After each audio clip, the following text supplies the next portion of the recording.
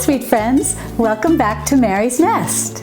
Today I'm continuing with my Thanksgiving cooking series.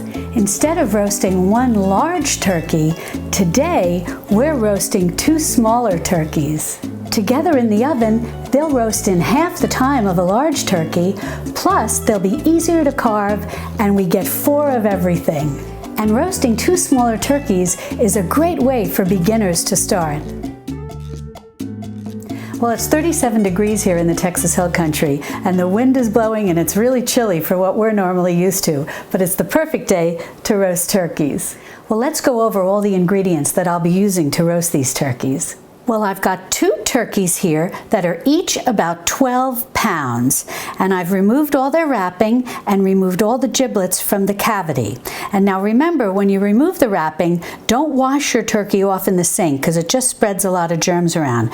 Just remove the wrapping, pat it dry, and put it on whatever plate, or I have them here on a roasting pan just to get them ready to be prepared to put in your roasting pan. Now I'm going to show you, I'm just going to move these to the side, and I'm going to show you what I've got here.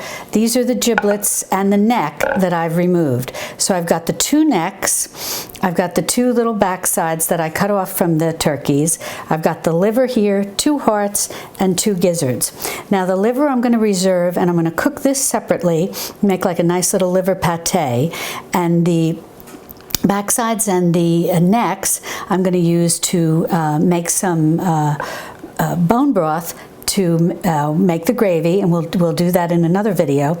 And then I'm going to save the hearts and the gizzards to cook up, chop up, and add to the stuffing, which I'll also make in another video.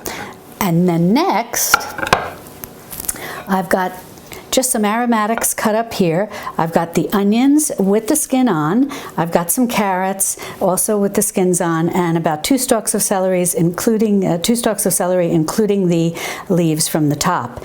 And I'm going to be making a bone broth with the turkey bones, and so I'm just going to put these in the bottom of the roasting pan for flavor, and then all of this will go into the pot when I get ready to make the turkey bone broth.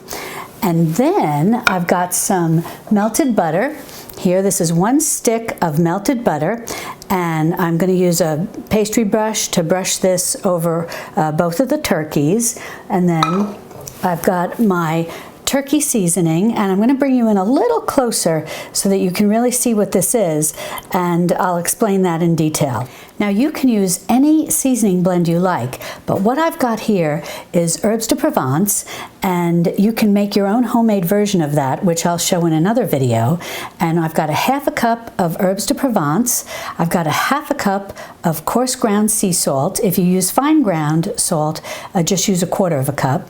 Then I've got about a 1/4 cup of freshly ground black pepper and about a tablespoon of red pepper flakes.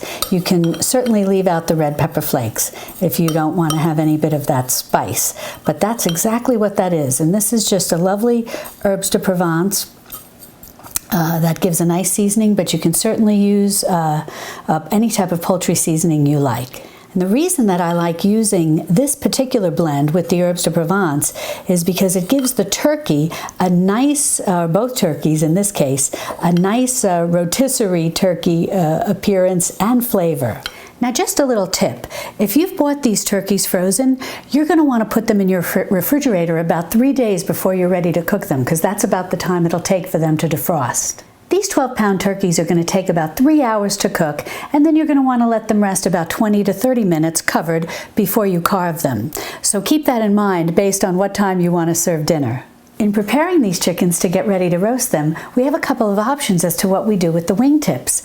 We can either cut them off and add them along with the necks and whatnot when we make the broth to make the gravy, or we can just tuck them under, giving the turkey a little bit of a trussing.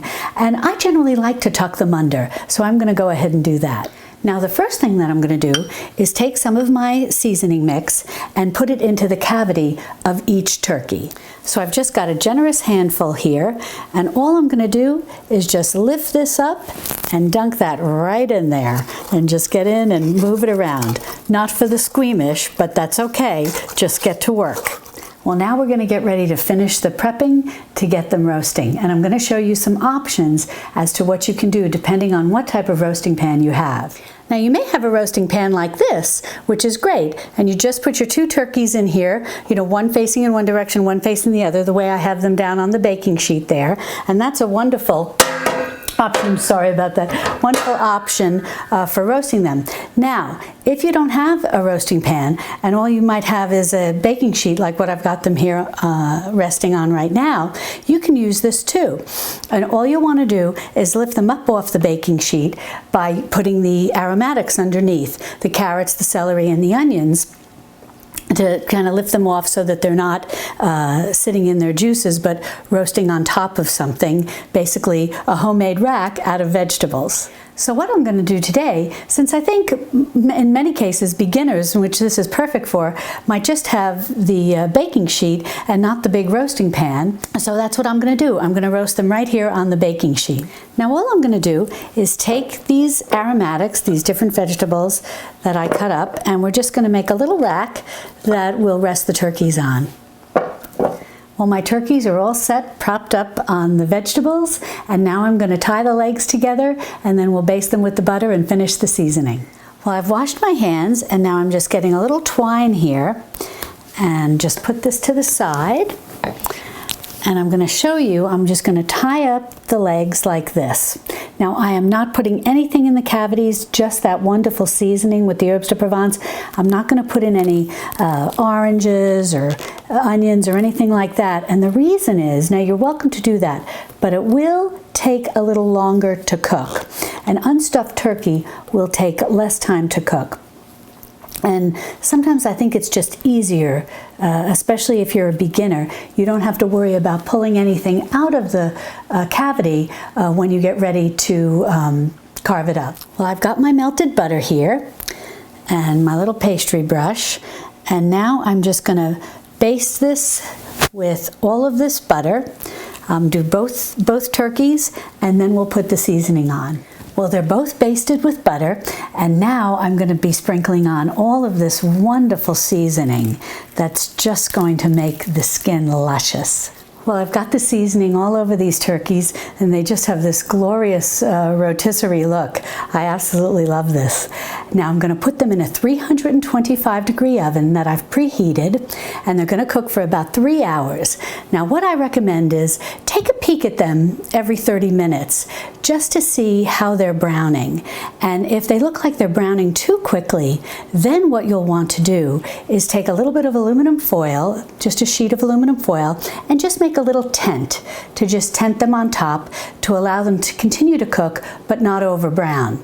And then at about the 3-hour mark, we'll check them with our thermometer by inserting it down below here in the thigh, away from the bone, and we'll see if it's registering at 165 degrees Fahrenheit. And some people like to take their chickens too, but their turkeys as well, to 185 degrees Fahrenheit. So that's up to you. Alrighty, well, in the oven they go. I've got my workout today. Well, I took these out of the oven, checked them for doneness. They were perfect. So I covered them with aluminum foil and let them rest for 30 minutes, just loosely with aluminum foil. And now that they've rested 30 minutes, I'm ready to transfer them to the platter and get them ready to serve. The first thing I'm going to do is just cut the string around the legs that I had used just to truss up the legs. And I'm going to put that to the side. I'm going to do the same thing over here. And the next thing I'm going to do is use some turkey tongs, not exactly sure what they're called, lifters, turkey lifters, to transfer these to my platter. Now, if you don't have these, don't worry. You can also use 2 very large forks and just stick one in the cavity and one in the neck and transfer them over. And onto the platter, the first one goes. Well, I've got them transferred to my platter, and I'm really enjoying looking at them. I don't think anybody's going hungry today with these 2 beautiful turkeys. Alrighty, well, now I'm going to give them a carving. I'm no master carver, so in front of you, I'm just going to take a little slice. But generally what I'll do is I'll bring them to the table to show the lovely presentation. Then I'll bring them back into the kitchen and carve them up best I can. So let's just take a little taste here. I'm just going to cut a little piece off of the breast here and get this delightful skin and a nice piece of the meat. I love this herbes de Provence coating. It just gives the turkey such a nice appearance, like the rotisserie chickens you sometimes see at the little French bistros. Alrighty, let me give this a taste and we'll see how it is.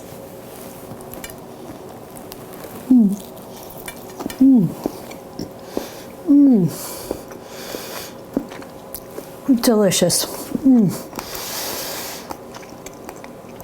They're cooked perfectly. The meat is moist, the white meat, which that's important. And the skin is crispy and the herb flavoring, just delightful. I think you're going to really enjoy this. So try cooking 2 turkeys instead of 1 large one. It'll take less time. You'll be able to carve it right up a little easier than trying to maneuver with one of those big 25-pound turkeys. And you'll have 4 legs, 4 wings, you know, 2 breasts, but in essence, you know, the 4 with the half breasts. And you'll have plenty of meat and it'll just be delightful. Now, when everything's eaten and you're left with the bones and some scraps, that's the time you can make turkey bone broth. And you'll want to save all this goodness, all the drippings that came off the turkeys when you cook them on your roasting pan or on a baking sheet like this, and add this in to your bone broth mixture when you begin to cook it. Now, if you haven't made my make-ahead gravy, no problem. You can use some of these drippings to go ahead and make your gravy right now. But I highly recommend making the gravy in advance. It's one less thing to worry about. If you enjoyed this video, I hope you'll give me a thumbs up and share it with your friends. And if you enjoy learning how to cook from scratch, I hope you'll subscribe to my channel. And be sure to click on the little notification bell below. That'll let you know every time I upload a new video. Thank you so much for joining me today, and I look forward to having you join me again right here in my Texas Hill Country kitchen. Love, God bless, and happy Thanksgiving. Before you go, if you like this video, be sure to check out these. I think you'll enjoy them too. And don't forget, subscribe to my channel, click on the little notification bell below. That'll let you know every time I upload a new video, and I look forward to seeing you next time. Bye for now.